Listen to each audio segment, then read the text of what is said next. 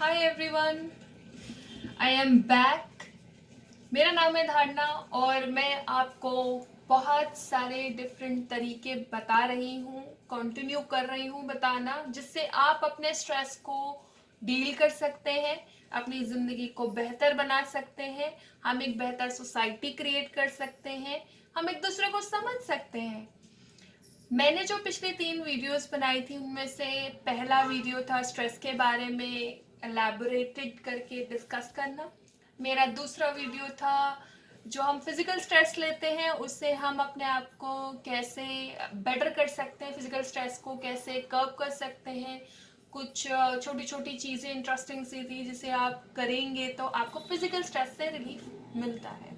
Second, मैंने आपको जो वीडियो थर्ड वीडियो सॉरी जो मैंने कल बनाई थी उसमें मैंने आपको मेंटल स्ट्रेस के बारे में बताया। फिजिकल स्ट्रेस से कहीं ज़्यादा इफेक्ट हमें मेंटल स्ट्रेस का होता है और मेंटल स्ट्रेस से हमें कैसे अपने आप को बचाना है, रिलीफ करना है, वो सभी चीज़ें मैंने इससे पहले वाले वीडियो में आपको बताई थी। आज इमोशनल स्ट्रेस की बात करूंगी और इमोशनल स्ट्रेस बहुत ही ज़्यादा इन सभी में, इन तीनों तरीके के स्ट्रेस में जो हमारा इमोशनल स्ट्रेस है वो बहुत भयंकर होता है। इमोशनल स्ट्रेस जो है एक इंसान को क्यों होता है और इमोशंस ड्राइवन चीज़ें जो होती हैं वो आपको कहाँ ले जाती हैं उसके ऊपर आज मैं फोकस करूँगी और आपको बताऊँगी कि आप उसे कैसे ठीक कर सकते हैं। देखिए, आज का टॉपिक थोड़ा सा सेंसिटिव है। I would try to make it interesting but ये इमोशनल स्ट्रेस जो है ना वो बहुत बड़ा ट्रिगर पॉइंट होता है when anyone who is suffering from depression, anxiety, who is suffering from a state of mind, a state of situation। Emotional stress अगर उस बंदे को हिट कर जाता है तो फिर वो एक ऐसे सैचुरेशन पॉइंट पे पहुंच जाता है जहां वो गिव अप करने की सोचता है। I hope you are understanding. आप सब समझने की कोशिश कीजिए कि इमोशनल स्ट्रेस सबसे डीपेस्ट होता है, सबसे डीप रूटेड होता है, हमारे अंदर तक होता है। अब पहले मैं थोड़ा सा आपको ये बताती हूँ कि इमोशनल स्ट्रेस जो है या इमोशंस जो हमें धीरे धीरे बढ़ते उम्र के साथ जो स्ट्रेस कॉज करते हैं वो आखिर क्यों करते हैं। पहला, एनवायरनमेंट का बचपन से लेके जो हम पे इफेक्ट होता है। जिस घर में हम पले बड़े होते हैं, जिस स्थिति में हम पले बड़े होते हैं, उसका हमारे इमोशन से बहुत गहरा संबंध है। शुरू के जो 7 साल होते हैं, जन्म लेने से 7 साल तक का जो टाइम होता है, with the brain is very active, वहां पे जब जो स्थिति पैदा होती है उस वक्त और जो एनवायरमेंट में आप रहते हैं वो आपके इमोशंस को बिल्डअप करते हैं। नंबर 2, आपका वैल्यू सिस्टम, आपके gurus, teachers, schools, books, knowledge, या फिर आपके माँ बाप, या फिर आपकी मौसी हो गई, या आपकी मामी हो गई, या आपकी चाची हो गई, चाचा हो गए, या फिर आपके आसपास पीयर्स हो गए, जो जो जो फ्रेंड्स हो गए। तो इन लोगों ने आपके अंदर एक वैल्यू सिस्टम बनाया है। एक्चुअली ये कंडीशनिंग होती है आपकी। जो भी आप बचपन से इनफैक्ट जो गेम्स भी खेलते हैं, जो दोस्त भी बनाते हैं, वो सब बिल्कुल ऑरा मैच करके बनता है। तो हम सबका एक वैल्यू सिस्टम है जिससे हमारे इमोशंस इफेक्ट होते हैं। आप समझ रहे हैं मेरी बात। नंबर 3, जिस कल्चर में आप हैं आपको कल्चरल इम्पैक्ट होगा। आप जिस कल्चर में हैं उसका उसकी छाप आपके अंदर होगी। अब हम सभी इंडियंस हैं, हम सभी को खाना बहुत पसंद है, शादियों में नाचना बहुत पसंद है, वी आर लेविश पीपल, हमें क्या कहते हैं, एक दूसरे के बारे में जानना बहुत पसंद है। पुराने ज़माने में ऐसा नहीं होता था कि आपको नहीं पता है कि आपके पड़ोसियों के घर में क्या चल रहा है। We use to be very coordinated and connected that point of time. अब क्या है कि टेक्नोलॉजी भी है और ऑब्वियसली जहाँ टेक्नोलॉजी है या जहाँ कोई नई चीज़ है उसका नेगेटिव इम्पैक्ट तो पड़ता ही है। तो नेगेटिव इम्पैक्ट को हम कर्ब करने के लिए हम एक दूसरे से बात नहीं करते, हमें लगता है कि हर दूसरा बंदा जो है वो कहीं हमें प्रॉब्लम ना कॉज कर दे, और सही भी, अब क्या करें, हम ऐसी सोसाइटी में रहते हैं जहां हमें अपनी प्रोटेक्शन तो करनी ही है ना। बट वो सारी कल्चरल बातें, आप मतलब रिलीजन बातें या रीजन बातें भी हमारे इमोशंस को ट्रिगर करती हैं। ऐसा क्यों होता है कि आप मंदिर में बैठेंगे, आप एक प्रेयर के तहत बैठेंगे या आप एक मस्जिद में बैठेंगे तो आपके इमोशंस निकल के बाहर आंसुओं के फॉर्म में आ जाते हैं। ऐसा क्यों होता है कि कभी किसी की बात आप सुन लेते हैं, किसी पर्टिकुलर बंदे का की कहानी देख रहे होते हैं मूवी में और अचानक से आपके आंसू निकल आते हैं, वो इसलिए क्योंकि हमारे इमोशंस उससे बहुत जुड़े हुए हैं। हर चीज मतलब फ्रॉम द वे, जिस हिसाब से हम किसी के अंदर ब्यूटी देखते हैं, जिस हिसाब से हम किसी के अंदर अपना अपना दोस्त देखते हैं, या जिस हिसाब से हमारी एक्सपेक्टेशंस होती हैं, ये सभी चीज़ें हमारे इन सभी सिस्टम से रिलेटेड है, और ये सब क्रिएट करती हैं आपका बिलीफ सिस्टम। राइट, इन सभी चीज़ों से हमारे अंदर हमारे इमोशंस एक कर्व लेते हैं और हम बनाते हैं अपना एक बिलीफ सिस्टम। किसी के बिलीफ सिस्टम को आप क्वेश्चन नहीं कर सकते, क्यों? क्योंकि आपकी बिलीफ सिस्टम एज ऑलवेज किसी और के बिलीफ सिस्टम से अलग है। आप किसी को क्वेश्चन करने का काम मत करें, ठीक है, आप खुद को क्वेश्चन करें। ओके, सो आज मैं ज़्यादा, मेरे जो पॉइंट्स हैं आज बहुत छोटे हैं, गहराई बहुत है इन पॉइंट्स में, इसमें डेप्थ बहुत है। अगर आप सोचने पे बैठे हैं तो ज़रूर सोचिए इन बारे में। मैं आपको बताती हूँ कि इमोशंस जो है mostly are the last points जो ट्रिगर करते हैं हमारे अंदर सुसाइडल टेंडेंसीज को। आप फिर से सुनिए, आपके जो इमोशंस हैं, मैंने आपको बताया आपके इमोशंस कैसे बने हैं, वो ट्रिगर करती हैं सुसाइडल थॉट्स।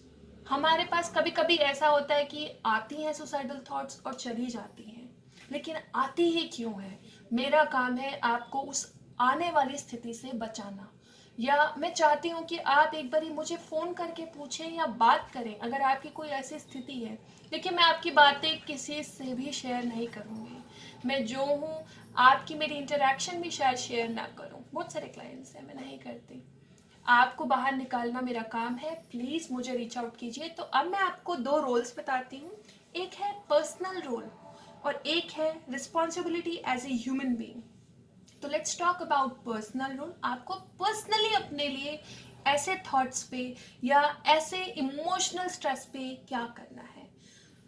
देखिए, हमारे हाथ में नहीं है ना सिचुएशन, ना कल्चर, जिस घर में आपने जन्म लिया है या जिस सोसाइटी में आप रहते हैं उस पर आपका कोई कंट्रोल नहीं था बचपन से लेके अभी तक, पर अब कंट्रोल है। कैसे? आप अपने बिलीफ सिस्टम को बदलने की कोशिश कर सकते हैं।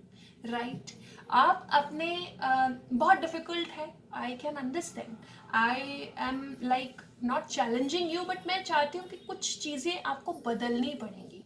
नंबर वन, एक एग्जाम्पल है बस, I'm good at giving examples. So let's talk about an interesting example. बचपन से हर कोई मेडिटेशन की तरफ नहीं जाता, isn't it? लेकिन कुछ समय बीतने के बाद कुछ लोगों को लगता है कि मुझे मेडिटेशन करना चाहिए, वो मेडिटेशन की क्लासेस लेते हैं, मेडिटेशन करते हैं। इसी तरह अब वक्त है आपको इमोशनल स्ट्रेस से डील करने का। तो आपको क्या करना है? अपने बिलीफ सिस्टम को बदलने के लिए थोड़ा सा अपने लिए वक्त निकालना है बॉस। बस अपने बिलीफ सिस्टम को बदलना आसान नहीं है, मुझसे सीखिए कैसे आप अपने बिलीफ सिस्टम को बदलेंगे। उसके लिए मुझे कॉल कीजिए 9267939654। I repeat 9267939654। और नंबर टू, आपकी एज ए ह्यूमन बीइंग क्या रिस्पॉन्सिबिलिटी है। लेट्स से कि आप बिल्कुल परफेक्ट हैं, आप इमोशनल ट्रिगर और इमोशनल स्ट्रेस तक नहीं पहुंचे, अच्छी बात है, मैं तो नहीं चाहती कि कोई भी पहुंचे इमोशनल स्ट्रेस तक, तो कोई भी ना पहुंचे। तो एज अ पर्सन हमारी रिस्पॉन्सिबिलिटी क्या है? इस धरती पे हर किसी से जब आप बात करें ना, चाहे प्रोफेशनल एक्सपेक्टेशन हो, पर्सनल एक्सपेक्टेशन हो, कुछ कभी भी गलत बातें ना करें। नो मैटर आपको लग रहा है कि बंदा खुश है, आप फिर भी गलत बातें या किसी को डिग्रेड करने की बातें, कंपेयर करने की बातें ऐसी ना करें। आप जानते भी नहीं है कि आप क्या कर रहे हैं। कभी कभी हो जाता है, लाइफ बहुत छोटी है, हमसे गलतियां नहीं होंगी तो हम सीखेंगे भी नहीं, राइट? तो रिस्पॉन्सिबिलिटी है किसी के साथ जो है वो रूडली रफली बात नहीं करनी है। आई नो हमेशा हम स्वीट नहीं रह सकते, हम भी इंसान हैं, बट मेजॉरिटी कोशिश करनी है जब आप कुछ सुनते हैं ना, 2 मिनट रुक कर उस चीज को मन में एनालाइज करके देन रिएक्ट कीजिए। बेटर रिएक्ट करेंगे आप अपनी स्थिति से आप आप दूसरे की स्थिति समझ पाएंगे। Number 2, recognise the person and react. Yes, that's what I was talking about. हो सकता है जो आप पे चिल्ला रहा हो, जो आपके ऊपर आपके एलिगेशंस लगा रहा हो या गलत बात करने की कोशिश कर रहा हो, I'm not saying it is valid everywhere. It is valid only in the personal relationships with friends, peers. I'm talking about that. I'm not talking about somebody who is coming from outside और आपको कुछ hamper कर दे. Environmental जो हमारा profession भी environmental होता है, वहाँ पे भी वो भी एक तरीके का आपका घर है। आप वहाँ पे भी 8-10 घंटे देते हैं, तो उन लोगों को आप जानते हैं, वहाँ पे भी ये चीज़ अप्लाई होती है, बट बाहर के लोगों के साथ ये अप्लाई नहीं कीजिएगा, ठीक है? बाहर के लोगों के लिए आप इंटेलिजेंट इनफ है कि उनके साथ आपको कैसा व्यवहार करना है। मैं तो आपको बता रही हूँ कि जब एक पर्टिकुलर सेट जिन लोगों को आप थोड़ा भी जानते हैं, वो जब आपसे ऐसे रिएक्ट करते हैं या झुंझलाते हैं या कुछ इरिटेट करने की कोशिश करते हैं, आप बैठ के उस पर्सन को ना पहले रिकॉग्नाइज कीजिए रिएक्ट करने से पहले। हो सकता है कि वो अपनी ही स्थिति में बेचारा बहुत फंसा हुआ हो या बेचारी बहुत फंसी हुई हो। Never ever react badly to a person who is reacting back to you when you know the person, right? आप किसी के साथ वैसा व्यवहार ना करें जैसा वो सामने वाला आपसे बुरा अगर व्यवहार कर रहा है तो उसकी स्थिति खराब होगी। अपने लोगों की बात हो रही है। Again let me be very clear, disclaimer है, हाँ, बाहर के लोगों के साथ ऐसा मत करना। आपको पता है जिनको आप नहीं जानते उनके साथ आपको कैसा बिहेव करना है। वो अच्छा करेंगे, आपको अच्छा करना है, वेल वो तो एक अलग बात है। बट मैं एनवायरमेंटल जो जिस एनवायरमेंट में आप रहते हैं, जिन लोगों को आप जानते हैं, शायद आप 2 मुलाकात भी करते हैं तो भी आप बंदे को इन अ वे जानते हैं। जब कोई ऐसा करता है, रिकॉग्नाइज कीजिए उस बंदे को। हो सकता है वो स्ट्रेस में हो, और रिएक्ट कीजिए बहुत स्विफ्टली।